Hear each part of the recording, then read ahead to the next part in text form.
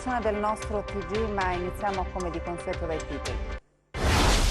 Il commissario alla sanità Saverio Cotticelli stoppa le polemiche sulle nuove assunzioni negli ospedali calabresi, si attingerà, ha precisato, dalle graduatorie. Riunione tesa dei sindaci del Vibonese nella conferenza dedicata alla sanità, tanti problemi, l'incontro si è chiuso con un nulla di fatto.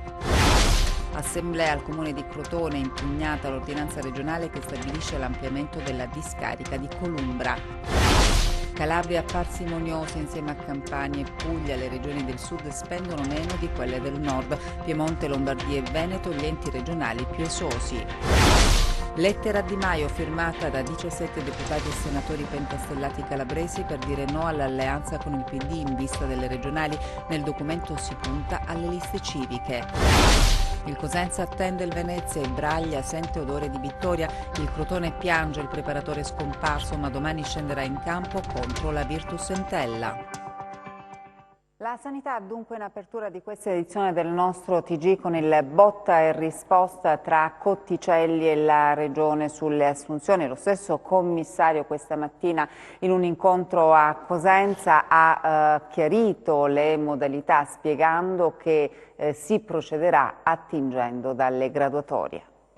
Rispedisce al mittente le polemiche sulle assunzioni il commissario alla sanità Saverio Cotticelli oggi nella città dei Brutti per un incontro voluto dal Lions Club Cosenza Host, di cui è presidente Francesco Amato, nel Salone degli Specchi. In un parterre di addetti ai lavori ha difeso il provvedimento contestato dalla Regione. Mi meraviglia che si criticano operazioni di assunzione, mi meraviglia un po' tutto il quadro complessivo. La verità è un'altra, dottoressa, che io non ho fatto altro che mettere ordine, regole, perché quando si mettono regole si dà fastidio. Si procederà con lo scorrimento delle graduatorie? Assolutamente sì, è il criterio più logico, più giusto, più equo, è quello che...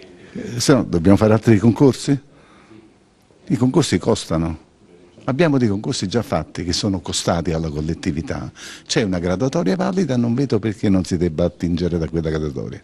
Se c'è un altro criterio me lo dicessero. All'incontro presente Andrea Urbani, già subcommissario alla sanità in Calabria, oggi direttore generale alla programmazione sanitaria del Ministero alla Salute. La ripartenza del settore, dice ai cronisti, si chiama rigenerazione. La Calabria, senza entrare nel merito delle colpe, comunque ha un sistema sanitario che è quantomeno migliorabile. Noi la sfida che vogliamo raccogliere e alla quale ci stiamo dedicando è provare a rigenerare questo sistema sanitario. Resta il problema del personale che manca negli ospedali. 1500 sono andati in pensione, ma le posizioni vacanti nelle piante organiche sono molte di più. Intanto si inizia con 429 assunzioni, ripeto, non sono nuove assunzioni, vengono fuori, sono diciamo uno sblocco delle autorizzazioni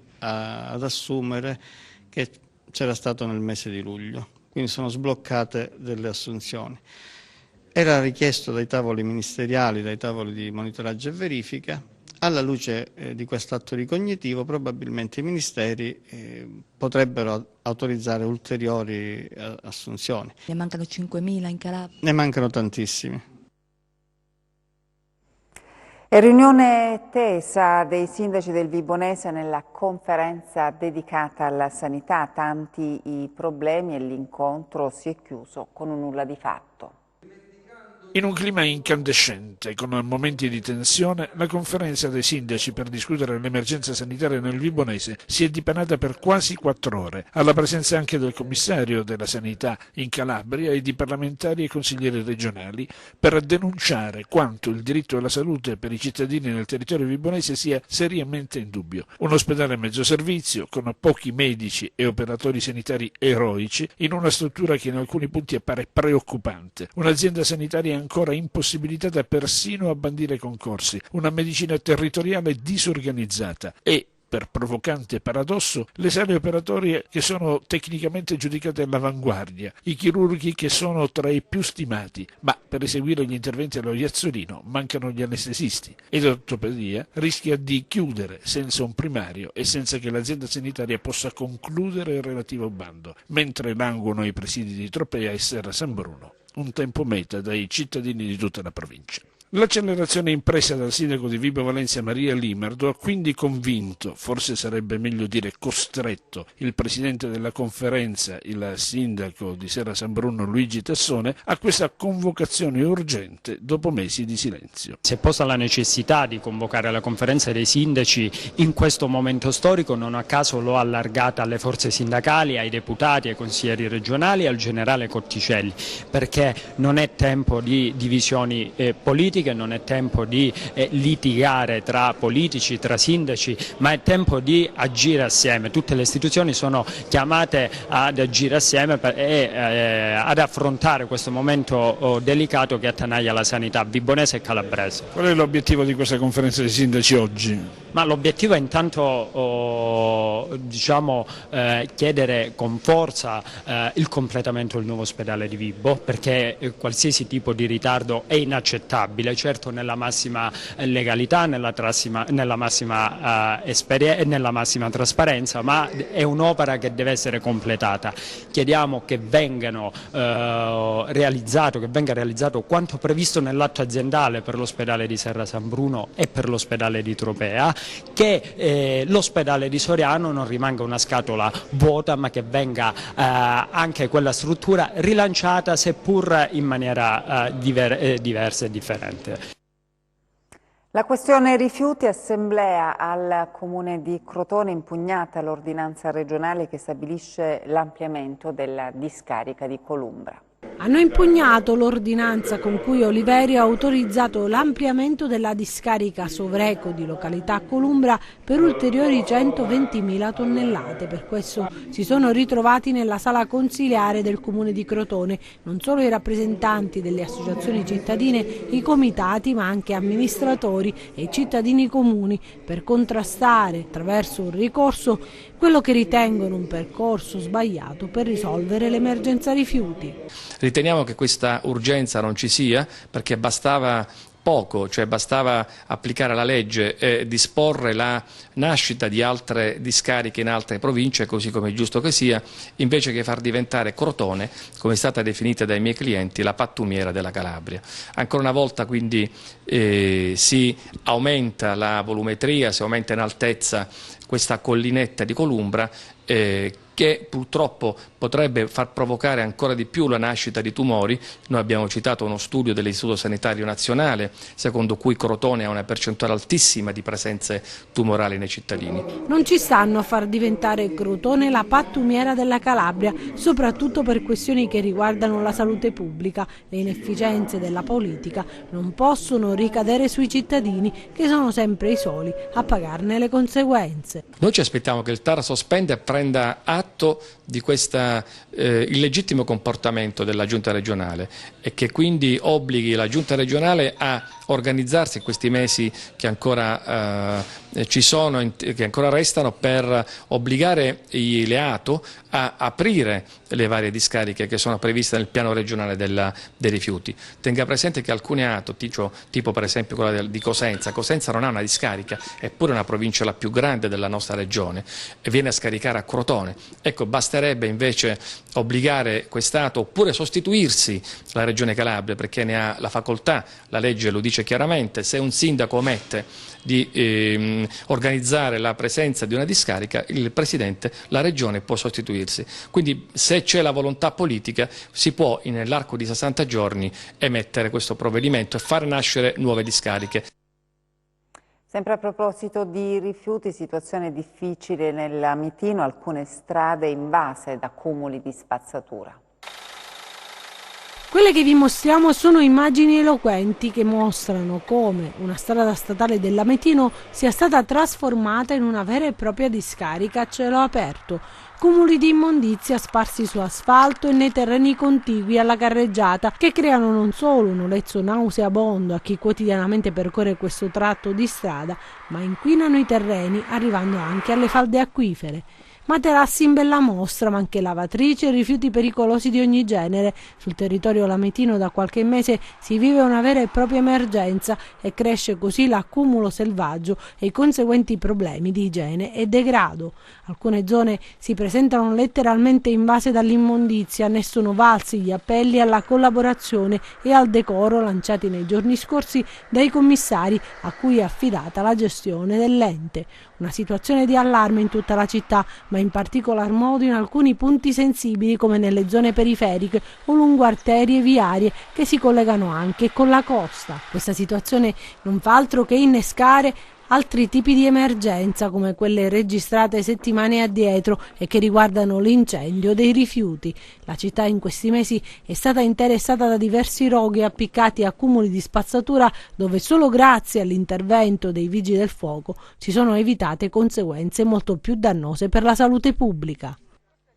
Parliamo adesso di burocrazia. Chi l'ha detto che le regioni del sud sono le più sprecone? Un'indagine, pensate, rileva che gli enti del nord spendono di più in quanto a burocrazia e autopromozione. Caso limite il Piemonte, Campania, Puglia e Calabria invece le sorprese in termini di risparmio. E meno male che gli spreconi siamo noi del Sud. Purtroppo i pregiudizi consolidati pesano nell'immaginario collettivo, così tanto che quando si pensa alla macchina burocratica e istituzionale delle regioni, si suppone che quelle del Mezzogiorno siano le più costose, dei veri e propri pozzi senza fondo. Ma non è così, o meglio, magari si potrebbe anche spendere di meno, ma a ben guardare non c'è paragone con i costi sostenuti per il funzionamento degli enti del Nord. Lo evidenzia un'indagine del Quotidiano del Sud, che mette a confronto i numeri, e quindi i milioni di euro, spesi dalla Valle d'Aosta fino alla Calabria. La sorpresa è che la regione più spendaccione è il Piemonte, che con 4,3 milioni di abitanti spende 911 milioni per stipendi di consiglieri e dipendenti, gestione immobili, segreteria generale, servizi generali e altre voci. La Lombardia, che conta più di 10 milioni di abitanti, ne spende 742 di milioni. Il Veneto, con quasi 5 milioni di abitanti, spende 482 milioni. Ma scendiamo al sud, partendo dalla regione più parsimoniosa, la Campania, che ha quasi 6 milioni di abitanti e costa 207 milioni. Ed ecco la Calabria, che spende 302 milioni di euro all'anno e conta quasi 2 milioni di abitanti. La popolazione dunque conta, ma fino a un certo punto, perché la più popolosa Puglia spende quasi 50 milioni in meno. A pesare sul bilancio calabrese la riduzione dei trasferimenti statali che costringono l'ente regionale a sobbarcarsi parte della spesa, per esempio a sostegno dell'industria o dell'agricoltura. Quello che però risalta è il divario tra le regioni del nord e quelle del sud. Al nord si investono cifre astronomiche in servizi informativi. L'autopromozione costa 65 milioni in Piemonte, 63 in Lombardia, solo 4,3 in Calabria. E allora, chi sono i veri spendaccioni?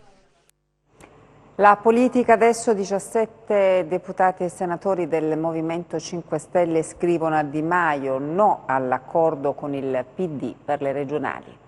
In Calabria l'accordo tra PD e Movimento 5 Stelle stenta a decollare più volte. Nelle scorse settimane l'eurodeputata Laura Ferrara ha detto chiaramente no. Stessa presa di posizione esternata in TV dal senatore Nicola Morra, presidente della Commissione Antimafia. Da ieri sul tavolo del capo politico del movimento, il neoministro per gli esteri Luigi Di Maio, c'è una lettera firmata da ben 17 tra deputati e senatori grillini calabresi che di fatto si schierano contro l'accordo con il Partito Democratico in vista delle prossime elezioni regionali. Pare ci sia stato anche un incontro romano per lavorare al documento in cui si esprime una volontà precisa ed è quella di dire no all'alleanza con il PD, no, ribadiscono, al modello di governo nazionale sul locale, no al modello Umbria. In Calabria i 17 parlamentari eletti sul territorio lasciano aperta la porta a liste civiche. Non è stata fissata ancora la data del voto, probabilmente si slitterà a gennaio, c'è l'adempimento del bilancio a cui ottemperare. A Cosenza la Camera Penale Fausto Gullo discute di prescrizione. Si può essere imputati per tutta la vita? È giusto un processo che non sia mai prescritto? Un processo che diventa esso stesso quindi una pena? L'Assemblea della Camera Penale Fausto Gullo di Cosenza ha affrontato proprio questi temi in preparazione del congresso straordinario dell'Unione Camere Penali Italiane che si terrà a Taormina dal 18 al 20 ottobre. Dal 1 gennaio 2020, se non ci saranno delle modifiche, sarà un tempo indeterminato quello della durata del processo, perché come lei sa e come sanno i cittadini, il Parlamento ha approvato questa modifica della disciplina della prescrizione, prevedendo una sospensione a tempo indeterminato dei processi dopo la sentenza di primo grado, sia essa di assoluzione che di condanna. Questo per noi è un modo come ritenere il cittadino giudicabile in eterno. Il processo penale deve avere un suo termine, perché di per sé è già una pena che subisce il cittadino e pertanto deve essere limitata nel tempo. I penalisti rilevano elementi di incostituzionalità nelle nuove norme che regolano la prescrizione e hanno già annunciato una lunga astensione dalle udienze proprio per richiamare l'attenzione su questo argomento. Non è solo un problema dell'avvocatura, voglio qui ricordare che la stessa magistratura e gli stessi studiosi del diritto penale hanno avanzato tutte queste forti critiche alla normativa. Noi speriamo anche attraverso azioni di mobilitazione, infatti è stata indetta un'astensione dalle udienze per i giorni dal 21 al 25 ottobre, che il legislatore possa farsi carico di queste nostre istanze, modificarle, perché non è in gioco l'interesse di una categoria, ma sono in discussione i diritti fondamentali dei cittadini.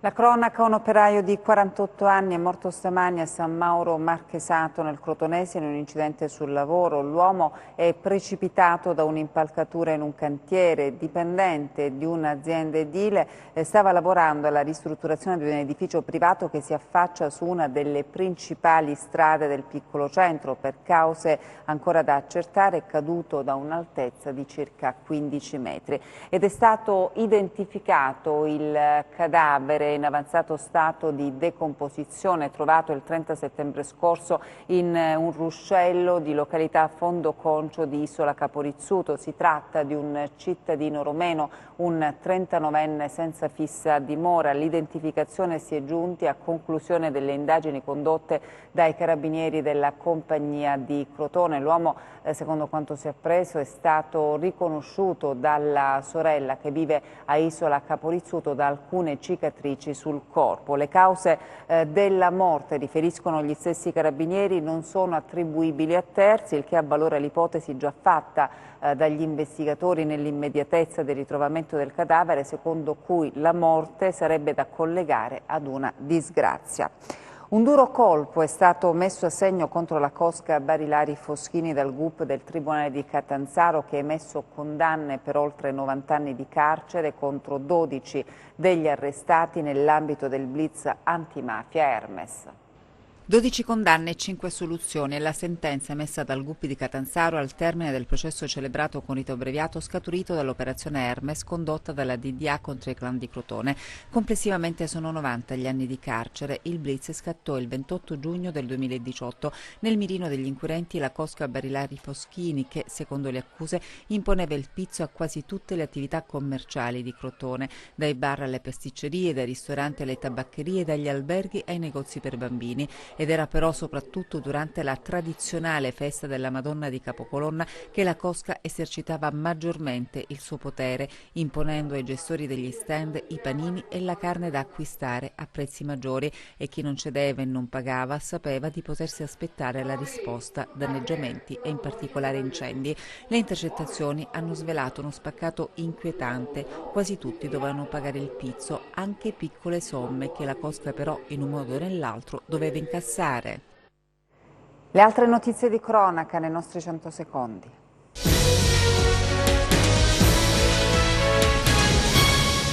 Un 55enne residente a Rombiolo è morto in un incidente stradale. L'uomo, che era alla guida della sua moto, per cause in corso di accertamento ha perso il controllo del mezzo andando a impattare contro un muro. Sul luogo dell'incidente sono intervenuti gli operatori sanitari del servizio di emergenza 118 e i carabinieri.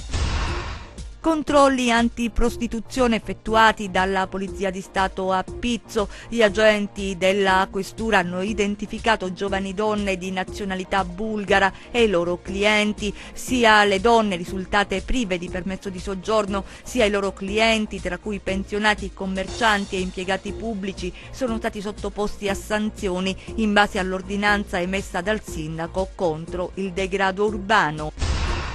È stato spento solo a tarda notte, dopo diverse ore di lavoro dei vigili del fuoco del comando provinciale, l'incendio di Sterpi a Crotone, in una proprietà con all'interno un'area recintata e adibita a deposito. I vigili sono intervenuti nella zona percorsa dalle fiamme con 5 automezzi e un mezzo per il movimento terra. All'interno del deposito erano state sistemate bombole di gas in disuso, roulotte abbandonate, un container ed altri oggetti. La zona è stata messa in sicurezza. 2 giovani di 22 e 20 anni sono stati fermati dalla polizia a Crotone. Nell'auto trovata una mazza da baseball, 2 coltelli e della droga. I 2 sono stati arrestati con l'accusa di detenzione ai fini di spaccio di sostanza stupefacente. Lo spettacolo adesso, presentata la seconda edizione del Rende Teatro Festival, sarà l'attore comico Andrea Pucci ad aprire la Kermesse.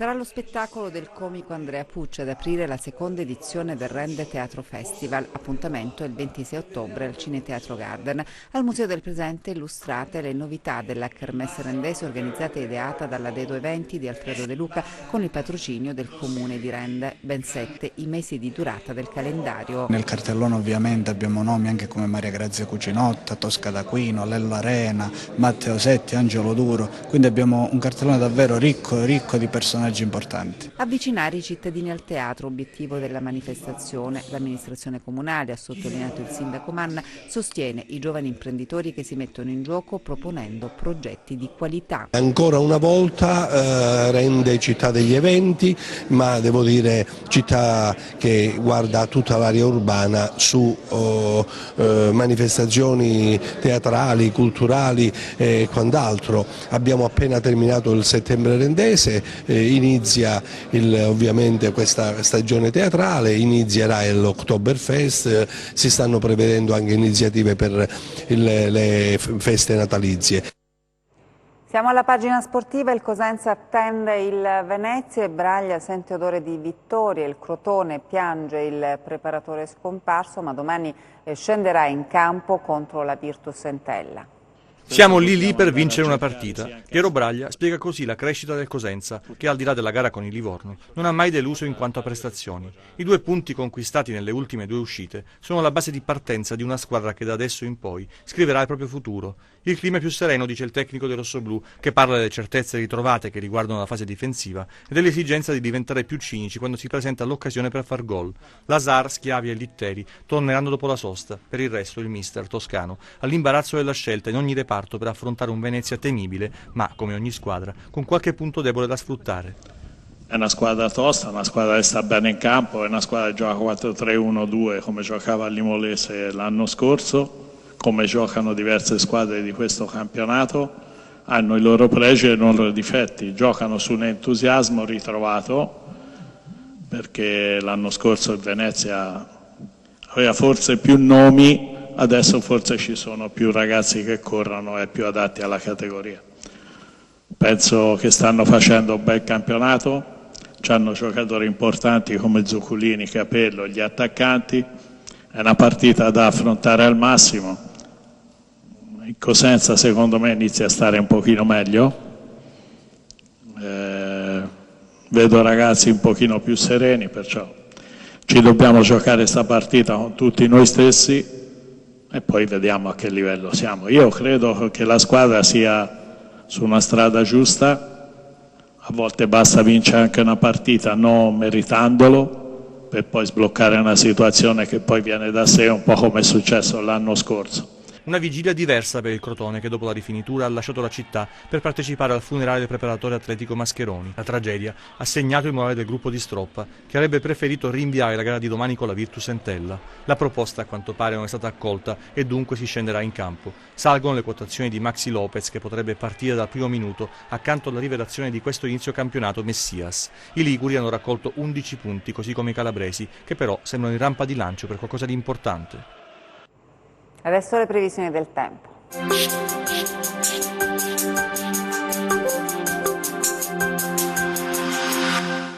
L'arrivo di correnti nord-atlantiche più fresche sta favorendo un deciso calo delle temperature, che nella giornata di venerdì risulteranno di alcuni gradi al di sotto delle medie stagionali.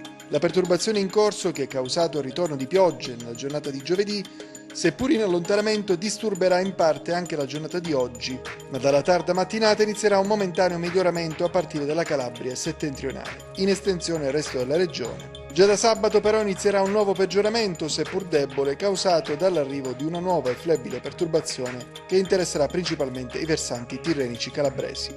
Domani al mattino nubi sparse sui settori tirrenici con possibili piogge, nel corso della giornata aumento della nuvolosità sulle zone interne con possibilità di piovaschi, altrove poco o parzialmente nuvoloso, temperature stazionarie. Passiamo ai mari e ai venti, domani mosso il Mar Tirreno con moto ondoso in aumento nel corso della giornata, ventilazione inizialmente debole ma in rinforzo nel corso della giornata di direzione occidentale, mosso il Mar Ionio con venti di direzione variabile. Per essere sempre aggiornati sull'evoluzione delle condizioni meteo vi rimando, oltre al nostro sito www.meteoincalabria.com, anche alla nostra pagina Facebook Meteo in Calabria. Ed è tutto, grazie per l'attenzione e buona serata.